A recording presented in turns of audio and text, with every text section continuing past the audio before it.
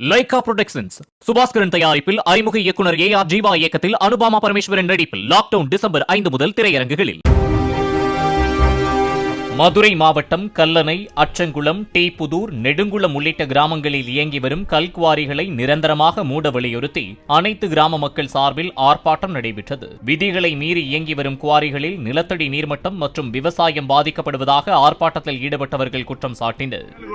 7 quarry செயல்படுகிறது. அதாவது ஒண்ணு பாத்தீங்கன்னா, ஏற்கனவே திருமால் என்ற கிராமத்துல அதாவது வறட்சியான காலகட்டங்கள்ல கூட அங்க விளையக்கூடிய ஒரு பூமி.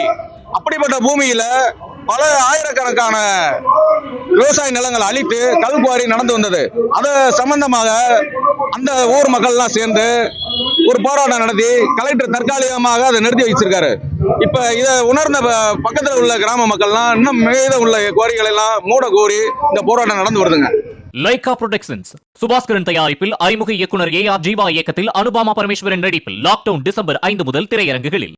பிளே ஸ்டோர் மற்றும் ஆப் ஸ்டோரில் இருந்து பாலிமர் செயலியை QR கோடு மூலம் பதிவிறக்கம் செய்யுங்கள்.